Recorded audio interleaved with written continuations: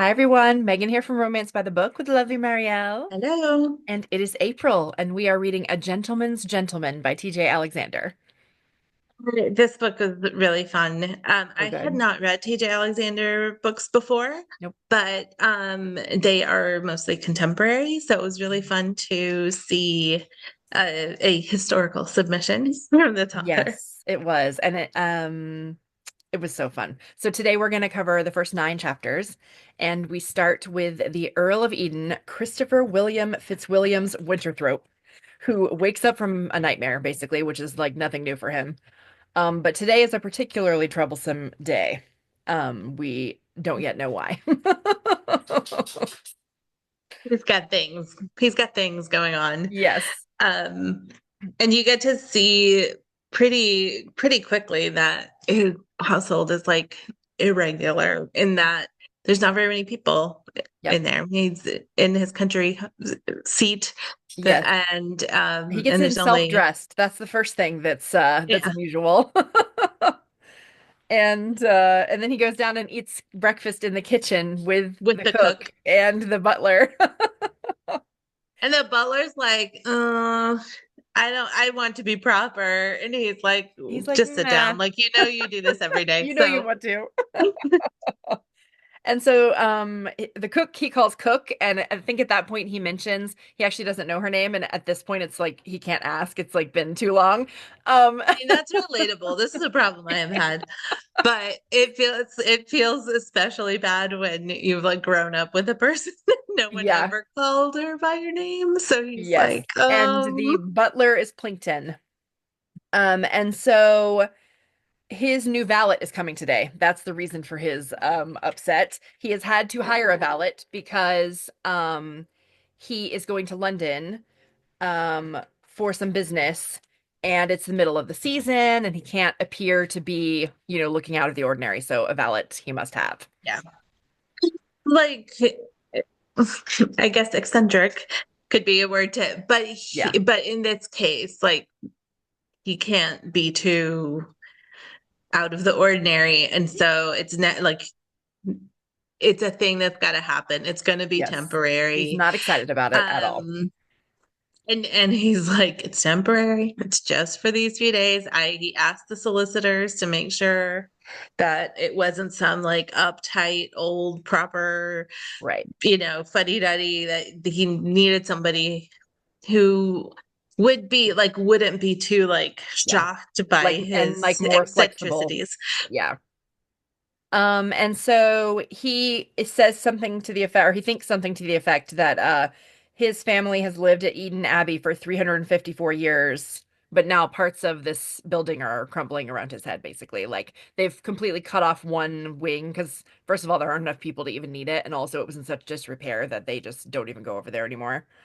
Um, and part of the reason for his business in London, he's going to sell the townhouse in London because he has no use of it. He likes being in the He country. doesn't go there. Yeah. And on top of that, he has to find a wife before his 25th birthday, or according to his father's will, he will lose his inheritance, which Yeah. is everything: the house, the title, the money, all of it.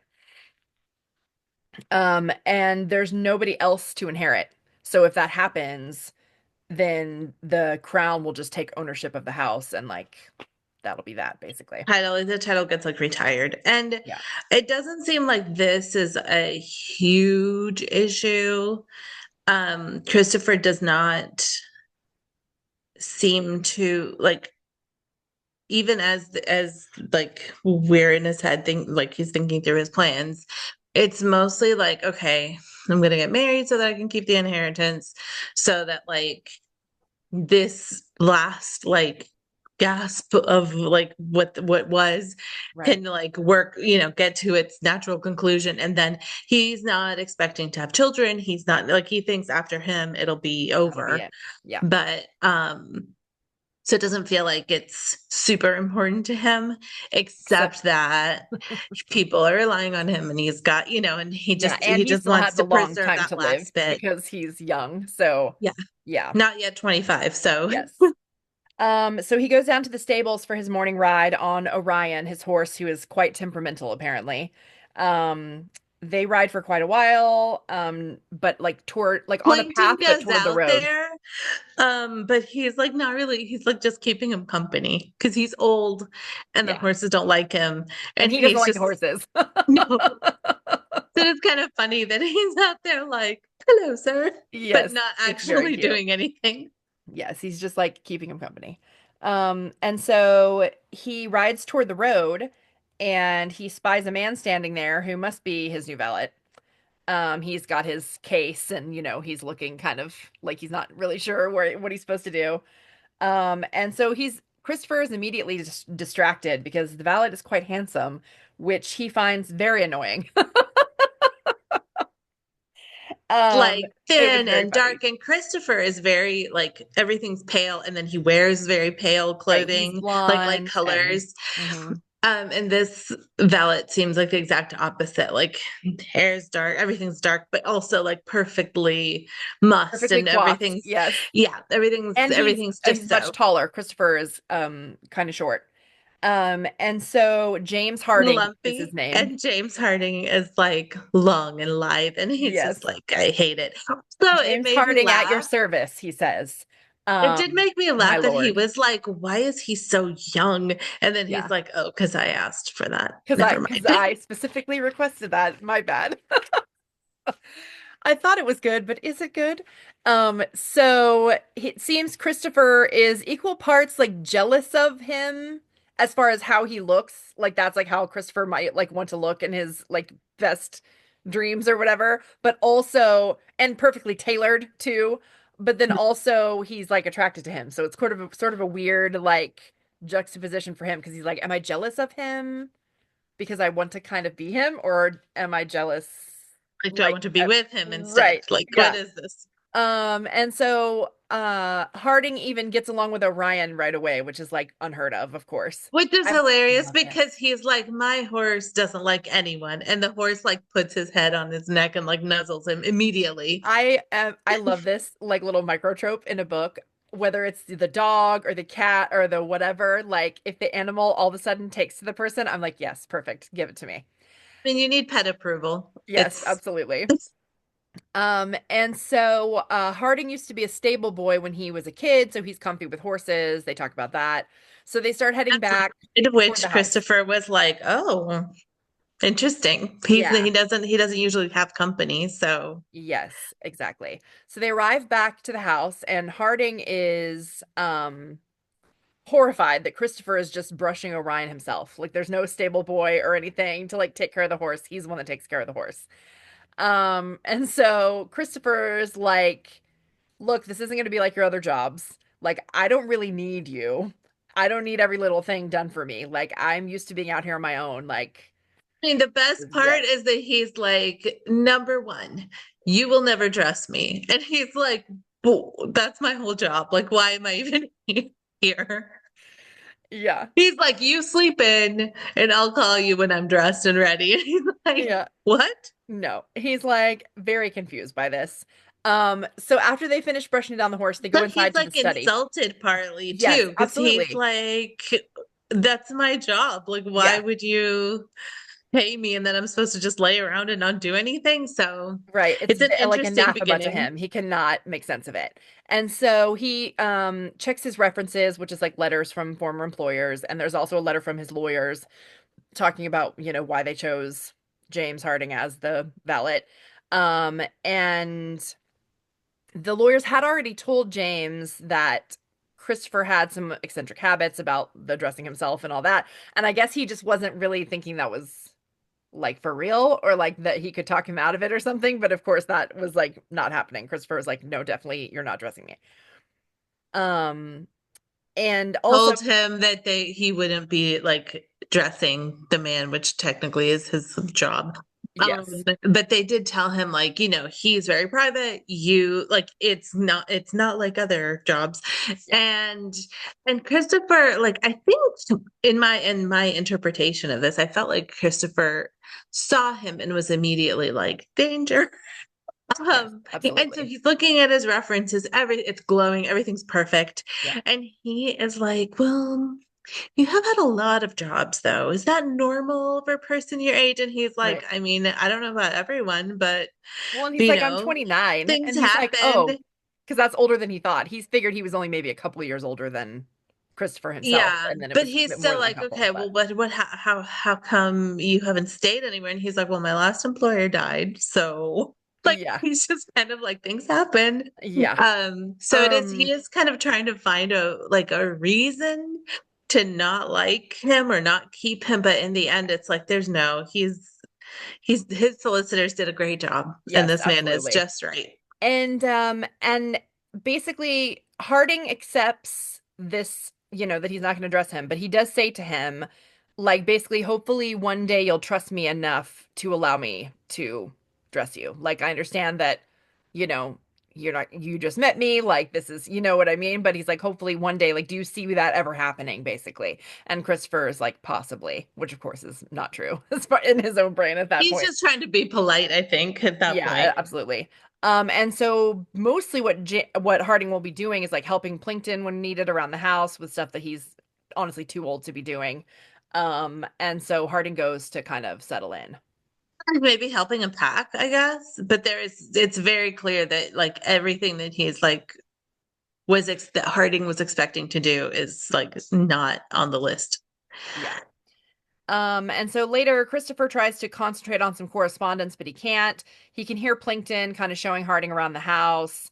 Um, and he's thinking about his life and how having this ballot is like making him like re-examine some of the things that have happened to him in his life and why he is this way, and basically thinks about how like somewhere something went wrong because he should have always been able to live this way, but as a child he had grown up forced to um present as a girl, with all the petticoats and the embroidery and the piano lessons that comes with. And now that he is living his life the way he wants to be, nobody can find out the truth about him. And even Cook and Plinkton don't know. And so, So do get the impression that there's more secrets, and he yes, talks about keeping them in a trunk. And so it's yeah, like they're in there, but we just fully he compartmentalized. Like that comes up later with his nightmares as well, because that relates to something else that you find out more about later that he just has to like lock away because otherwise it's too much, too noisy in yeah. his head. Um, and so he doesn't often think much about like how he used to live, I guess, except that when it comes to things like locking his bedroom door at night when he's getting dressed and undressed, and obviously it will complicate his search for a fiance because he's not willing to like rope some poor girl into some situation that she doesn't understand. You know No. what I mean? Yeah. And so he's going to have to, trust her enough to tell her the truth and hope that she's going to be fine with a marriage in name only. And that's, not going to be easy to And do. keeping his secrets too. Yes. So he goes to find lunch. He finds Harding in the hallway looking at these two portraits. One of them is of his parents, and one of them is of his twin sister, Catherine, he says.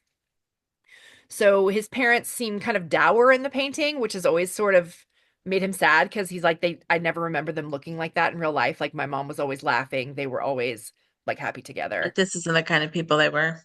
But the dad looks like he says that in the portrait, the dad looks like he's about to like snap at the artist, and the mom's like has her hand on his shoulder, like Like she's trying to like hold him coddling back. him a little bit. Yeah.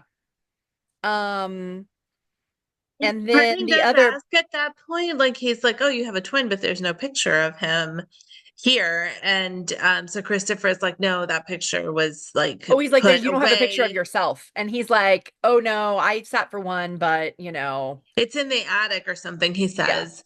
And Harding's like, "Well, you could sit for another. Like we could, that wouldn't be a hard thing for me to arrange while you're in London." And he's just like, "Nope, nope, nope." not interested. And so yeah, that's odd. And Harding's kind of like, okay, like I think he's still trying to Yeah. get his footing Well, in and this he's house. surprised that Harding doesn't already know about like his family misfortune, as he calls it. Um, but he's moved around and he had a lot of older people that he worked for, it seemed like, so they probably weren't like gossiping around about something that happened so long before. But when he was 10, um they went as a family to the US for his father's business. And they were in Philadelphia, and his yellow fever swept through the city, and they all got sick, and his parents died. Um, and he and his sister didn't. What happened with his sister, he says that came later, and then he just like can't talk about it anymore. So we don't find out at that point like what happened. Yeah. Um, and so he goes on to the kitchen to get some food, and he says, he's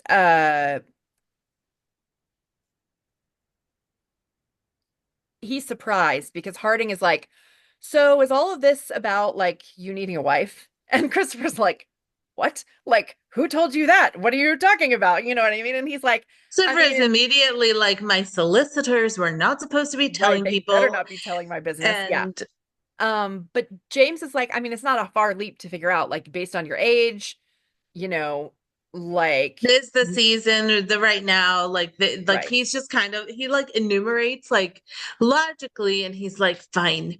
Why did they Right. send someone who could make deductions like that? Like he's just like irritated once Yes, more. he is. And he doesn't want anybody else to know about it. And so Harding agrees to keep it quiet at the house. Um, and so he sends Harding off so that he can eat lunch out in the garden in peace. So that night, after avoiding everybody all day, he goes to his room with a brandy and a book, which is like his favorite way to like wind down in the evening. And he starts to undress when he hears noise from the adjoining room. And he's like, "Oh God, now we have a prowler. Like, what's happening?" And Because at nope, first he's like, "Oh, it's the ghosts of Eden Hall or right. Eden." It's Eden not Abbey. Hall. Yeah. It's yeah, Abbey. And but the sounds are very like particular. He's like, "Oh no, that's a human." Great. Yeah. Um. So he So pokes his head in there, and nope, it's Harding in the valet's quarters, which of course are attached to his dressing room, like attached to his room. he is like, this is what this room is for. I am supposed to be here. What if He's you like, need me? And "Am he's like, I the "What am I valet?" gonna need? Like yes." Well, Christopher's like, I mean, what kind of like midnight dressing emergency am I gonna have? Like, it's fine. Go Like, find this room is a little closet. Go find a different room. yes, there's so many rooms. And no, Harding isn't having it. He's like, "No, I'm the valet. This is my room. Like, if you're not gonna let me dress you, at least let me follow everything else I should be doing, right?" So Christopher, they kind of strike a deal about, yeah, Harding not leaving his quarters in the morning until Christopher is dressed and calls for him. Unless he calls for him. He's like, "I will not come in unless, until you call for me." He does tell him that sometimes he has nightmares. And so it's like, Yes. if I make a noise, I don't want you coming in here Right. Like, unless I I might sound actually upset, but I'm fine. Like, it's just a bad dream or whatever. Um, and so he's thinking about it as he gets in bed later, and he's like, "What if I need to like have personal time? Like, how thin are these walls? Like, not only might he hear my nightmares, but he might also hear other things that I don't want somebody else to hear." which is kind of funny because he's having those thoughts immediately because he's sitting there thinking about Yeah. about Harding, the valet, and Yes. specifically like his long live like limbs and whatever. And I'm just like, oh no. He's like, I keep You're like, thinking "Oh, about him, and it's somehow in my happening." thought he Yeah. has no shirt. I'm like, oh no. So in the morning, he makes a production of like coughing and making a scuffle to kind of test Harding, who is super not amused by this. He's like, "I agreed to your rules and I will follow them. Like, I'm not dealing He with starts whatever like this is." knocking stuff over and whatever. So he really does think something might be wrong. Yeah. And he's not, and Christopher's not answering. And at some point, James Harding is like, "Is this a test? Because if so, I hate it." And Yeah. it was just like, oh, And then the, Christopher feels bad. Yeah. yeah, which is Um, interesting. It could the valet has like a way of making Christopher like not making, but Christopher often like feels silly or like he's Yeah. laughing at him or like so it's like there's something about this guy that makes him feel very ill at ease. Yeah. Um, and this is one of those times where he's just like, oh, now I feel like a dummy. Right. Well, he's like, and he's right. That wasn't nice. Like he agreed, and I have to like take him at his word. So he gets dressed and they kind of talk through the door as that's happening. And he tells Harding about how he first bought Orion from the neighbor and all that. And then allows Harding to come out. And Christopher is shocked to find him in the family livery with a powdered wig and all. And he's like, my God, man, what have you done? And Christopher is like, no way. This is terrible. Like, go take that off right now. And Harding is like, no, it's the When thing. he I'm the opened the valet. door It's and my was like shocked, I thought he was gonna be, I don't know what I thought. At first I was like, well, maybe he's in his pajamas. Maybe yeah, but no, he is like as properly attired as possible yes. and in the worst Uber way. He's proper. Yes. And Christopher is like, oh my God, stop it. So they agree that Harding will not wear it at home, but anytime they're out in public where he's like representing him, in basically, he'll wear London it. if they're out. Yeah. Um, and so Christopher says that he'll saddle another horse this morning, Peaches, so that Harding can join him since he doesn't usually have anybody that can ride with him.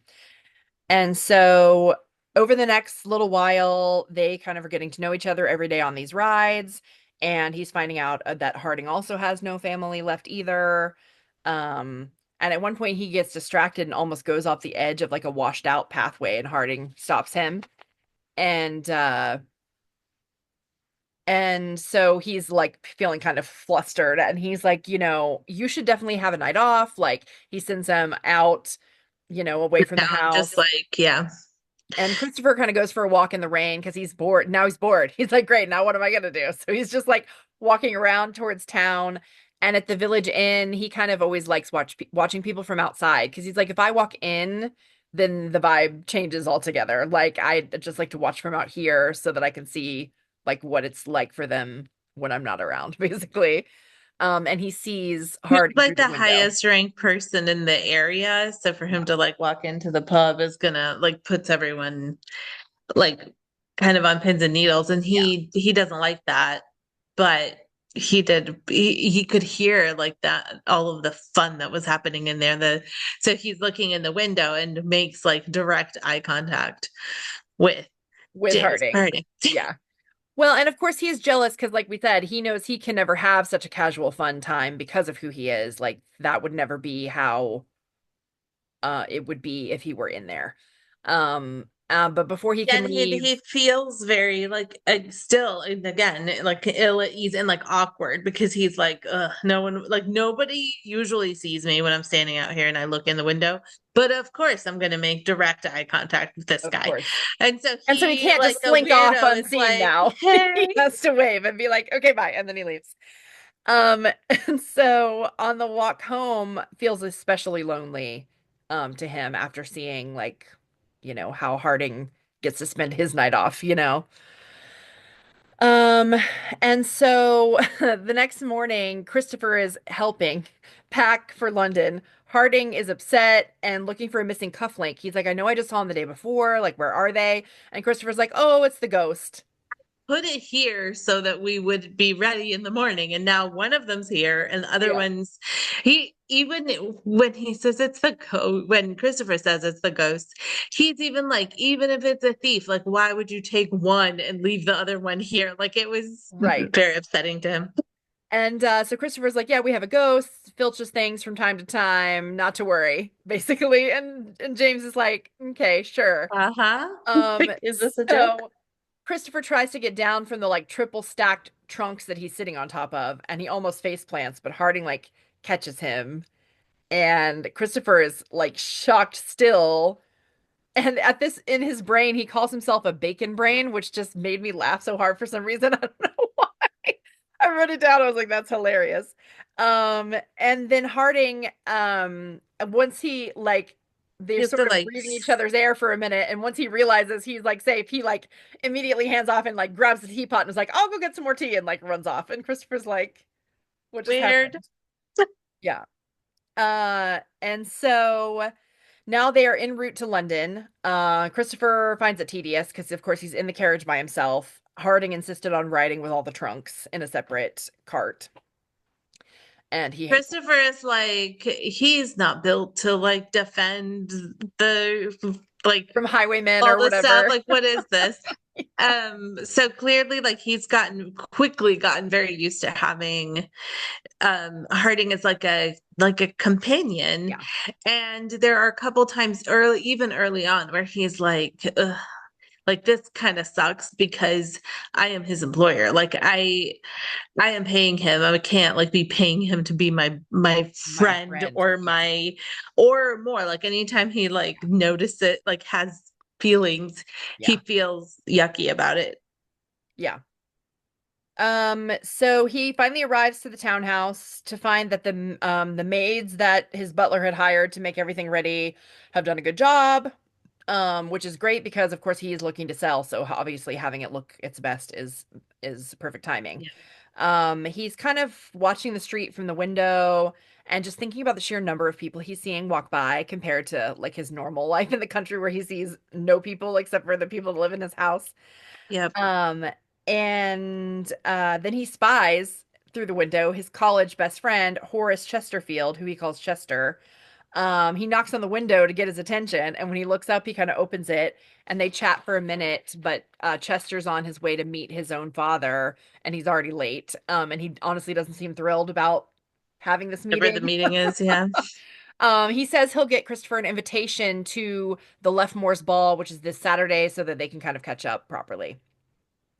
And Christopher was like, I kind of knew I would have to do this, balls and whatnot, but like I thought it'd have some time. Like I didn't think it was gonna be Yeah. this soon. He Um, he also starts to think like, wow, like the number of people who have seen me just like walk in, like means that people are gonna know I'm here before I'm maybe even ready to start, like right. It's seeing a big to people. do because he's never there. So when he gets there, people notice. So Christopher has a bath after his travels and he sends word to his tailor, that, he needs formal wear for this ball. And then he has to go to his solicitors to sign a bunch of stuff for the house sale. And when he gets home that evening, he sees that the trunks have arrived, and in full livery, Harding is, directing some local people he like workers he's paid to like unload the trunks. And Christopher's looking at the amount of trunks and he's like, "What is all this? Like what why did we pack this much stuff?" And Harding's like, "Oh, I kind of took the liberty of like packing more than we need to make kind of a production of you arriving since you're going to be looking, you know, to be sociable, basically." And he like reluctantly admits that it was a good idea. Because he can see that people on the street are already like paying attention. Oh, yeah, this is an Um, important person. yeah. Look Look at all at those all that trunks. stuff. Yeah. So that night, instead of scary dreams, he has a like borderline erotic dream about Harding. Um, and he's thinking, and even as he's dreaming, he's like, I know this is a dream. Why am I dreaming about him? Oh, just proximity, like no big deal. Right? And but he calls out Harding's name in this dream multiple And times. it's getting sexy. Like it starts off with them just being like on the like out or whatever. And then they're like on the street. And then it's like And they're he's naked. like on top of it, and he's like Yeah. he's just like, oh, we're gonna do this on the street. And he's like, why not? It's your dream. Like he's just Right, kind like of nobody can see us. Yeah. It's so nobody funny. cares, obviously. And it's interesting because he has this moment, Christopher, dream Christopher Hmm. has a moment where he's like, I don't like I've had dreams like sexy dreams before, and I never know like what my body is gonna look like. And Hmm. so because in the dream Harding starts to like undo unbutton and undo things. Yeah. And he's like, I don't know what's gonna be under there And he's like, in I don't want this to see. He dream. closes his eyes like because he doesn't know how he's gonna be in the dream. And he doesn't know how Harding will respond to whatever's under there either. And so you Yeah. do like immediately see that like this could be It's a clearly thing that's anxiety concerned. about, Yeah. yeah. But he does call out Harding's name several times. So Harding comes in because that Oh, was because what it's he agreed to wait for, him actually calling for him. And so he wakes him up. Christopher is horrified. He's like got the blanket up to his chin, like, what are you doing in here? And he's like, you called for me. And he's like, I did. Um, and so Harding offers to make him some more milk, and Christopher agrees. So Christopher kind of makes himself presentable and he goes down to the kitchen and they sit together and drink. And Harding kind of gently asks about the dreams. And he also mentions that he's noticed Christopher's anxiety about the ball itself and, everything that's headed his way. Like that's going to be the beginning of the end, sort of, as far as that goes. And Christopher does admit that he has no experience with women and he bemoans that it's not something you can just practice. Like he can't get any better at it. Um, and so Harding yeah, says, kind of ask him if he has anybody like in mind, and he's just like, I mean, no, I don't know anybody, and I don't know. yeah. I just have to marry somebody, is all. And Harding's like, you shouldn't worry about it. Like, you're an earl, you have money, you have this, you have that. Also, you're gentle and kind. Like, that's all that anybody could ask for, basically. Yeah. And then he goes to clean up their dishes, and Christopher insists on drying, which Harding is like, I can't believe you're making me let you do dishes, but like, fine. And that's the end of chapter 9. So they're clearly starting up a friendship. Uh, Christopher does sometimes feel some type of way about it, but he's starting to come around. So we'll see what happens next week. Yeah.